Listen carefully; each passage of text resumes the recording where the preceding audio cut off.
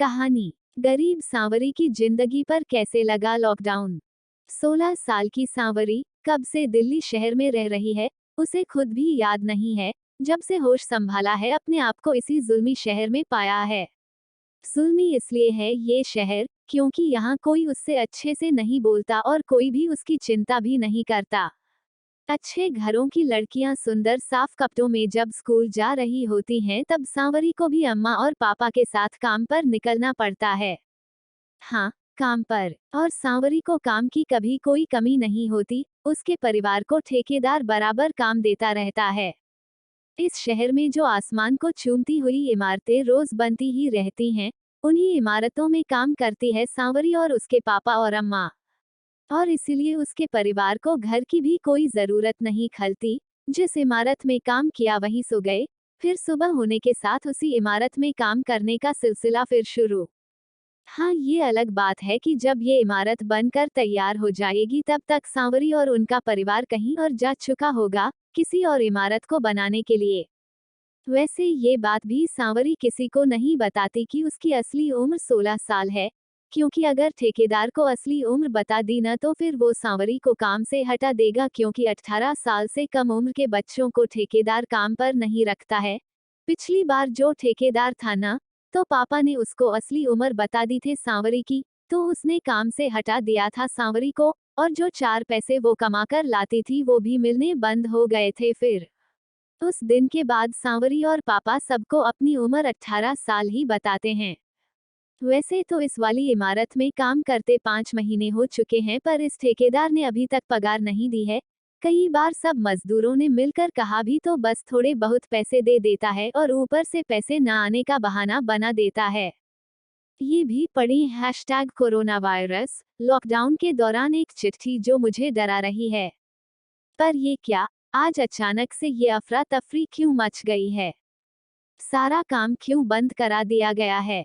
चलो चलो, आज से काम बंद हो रहा है। कोई कोरोना वायरस है जो बीमारी फैला रहा है, इसलिए सरकार का आदेश है कि सब काम बंद रहेगा और कोई भी बाहर नहीं निकलेगा, ठेकेदार ने काम बंद करते हुए कहा।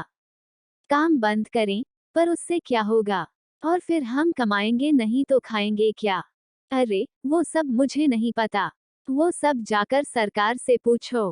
फिलहाल काम बंद करने का है, चीख पड़ा था ठेकेदार। ठीक है, हमारी पगार तो दे दो, एक मजदूर बोला। पगार कहीं भागी जा रही है क्या? जब काम शुरू होगा तब मिल जाएगा पगार, ठेकेदार का रुख सख्त था। मजदूर समझ गए थे कि इससे बहस करना बेकार है। भारी मन से उन्होंने काम बंद कर दिया और अधबनी इमारत में जाकर सर औंधा करके बैठ गए। अभी कुछ ही समय हुआ था उन सबको सुस्ताते हुए कि उन लोगों के देखा कि उनकी ही तरह एक मजदूरों का टोला, जो कहीं और काम करता था और उनके ही गांव की तरफ का लग रहा था, वो अपना सामान सर पर रख कर तेजी से चला आ रहा है। अरे, अब यहाँ मत रुको, अब अपने घर चलो, यहाँ सब खत्म हो रहा है। काम एंड करा दिया गया है और पुलिस शहर बंद करा रही है, और सुना है कोई बीमारी फैल रही है जिससे आदमी तुरंत ही मर जा रहा है। उनमें से सबसे आगे चलने वाले मजदूर ने चेताया। सांवरी और उसके साथ वाले मजदूर भी ये सुनकर डर गए और सबने ही घर लौट चलने की बात मान ली। भला दिहाड़ी मजदूरों के पास सामान ही कितना होता है। जिसके पास जो भी सामान था, उसे बोरे में बांध बस स्टैंड की तरफ चल पड़े सभी। परंतु तब तक देर हो चुकी थी। सरकार ने संक्रमण फैलने के डर से बस और ट्रेनें सभी बंद करा दी थी। चारों तरफ अफरा तफरी का माहौल था। पुलिस हाथों में डंडे लेकर लोगों को मार रही थी और लोगों से घर से नहीं निकलने को कह रही थी, पर फिर भी जरूरी सामान जुटाने को लोग घर से बाहर तो निकल ही रहे थे। ये भी पढ़े मुझे कौन रोकेगा, धर्म कर्म के चक्कर में कैसे अपना ही नुकसान कर बैठी सुधा। अब हम घर कैसे जाएंगे, रोने लगी थी सांवरी। हाँ, हम लोगों का घर तो बहुत दूर है, क्या हम सब यहीं मर जाएंगे? एक मजदूर बोला। नहीं, अगर मरना है तो यहाँ परदेश में नहीं मरेंगे, अपने घर चलने की कोशिश तो करेंगे ही, और अगर इस कोशिश में मर भी गए तो कोई बात नहीं, बिहार का एक मजदूर हिम्मत दिखाते हुए बोला। हाँ, चलो चलते हैं, और हो सकता है कि हमें रास्ते में ही कोई सवारी मिल जाए और हम घर के नजदीक पहुंच जाए। हाँ, ये सही रहेगा, चलो चलते हैं। और इस तरह बिहार और उत्तर प्रदेश के कई अलग अलग इलाकों से आया हुआ ये मजदूरों का गुट लौट पड़ा अपने घर की तरफ। सारी दुनिया भी घूम लो पर फिर भी संकट आने पर हर व्यक्ति को अपना घर ही याद आता है। और फिर शहर में भला इन मजदूरों को कौन खाना पानी पूछता। सभी को अपनी राजनीति की पड़ी थी। पुलिस सड़कों पर थी और चारों तरफ लॉकडाउन कर दिया गया था, अर्थात हर एक व्यक्ति को घर में ही रहने था, बाहर नहीं निकलना था और इसी तरह इस कोरोना वायरस से रोकथाम संभव थी। सारे मजदूर अपने परिवारों को साथ ले, अपने सामान को सर पर उठाए, हाथों में पकड़े, बच्चों को सुरक्षा की नजरिए से अपने आगे पीछे चलाते हुए चल पड़े थे अपने गांव की तरफ।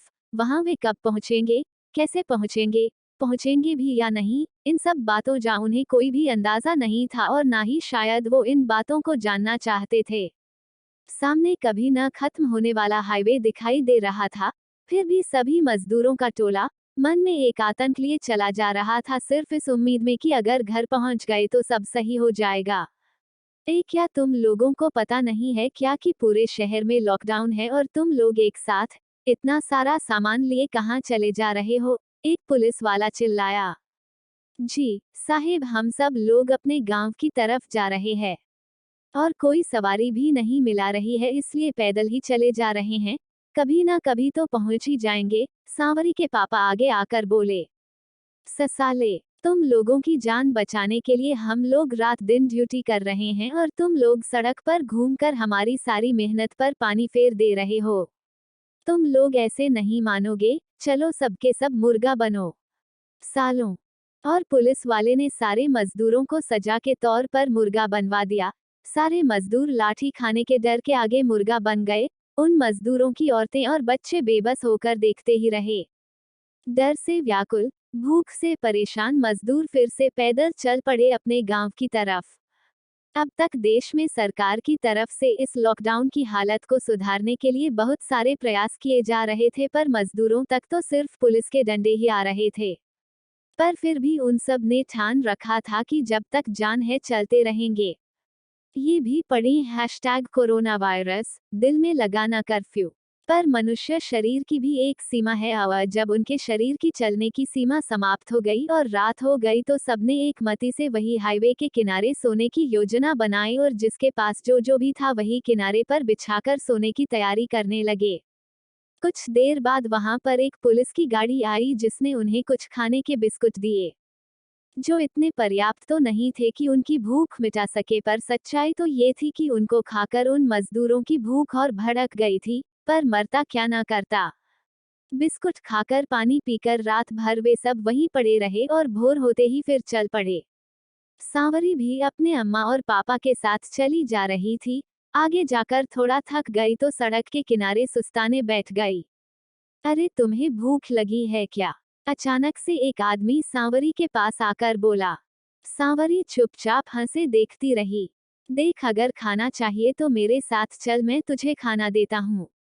वहाँ उधर रखा हुआ है, उस आदमी ने जोर देते हुए कहा।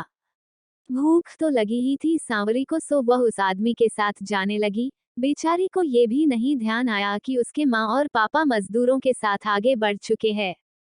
जब चलते हुए कुछ देर हो गई तो सांवरी ने कहा, कहाँ है खाना? हाँ इधर है खाना। झाड़ियों में कोई और आदमी छुपा हुआ बैठा था, उसने लपककर सांवरी को पकड़ लिया और उसका मुंह दबा दिया और फिर दोनों आदमियों ने मिलकर सांवरी का बलात्कार किया और उसके विरोध करने पर उसको मारा भी। सांवरी की दुनिया लूट चुकी थी, वह रो रही थी पर वहां उसका रुदन सुनने वाला कोई भी नहीं था। रोते रोते ही सांवरी उठी और आगे जाकर एक खाई में कूदकर उसने आत्महत्या कर ली। मजदूरों का काफिला आगे चलता जा रहा था, किसी ने सांवरी की फिक्र भी नहीं करी थी। लॉकडाउन अब भी जारी था। ऐसे दरिंदों को पुलिस भी नहीं पहचान पा रही थी, वे अब भी खुले सड़कों पर घूम रहे हैं। मजदूर अब भी सड़क पर पैदल ही जा रहे थे, बस सांवरी की जिंदगी पर ही पूरा लॉकडाउन लग चुका था।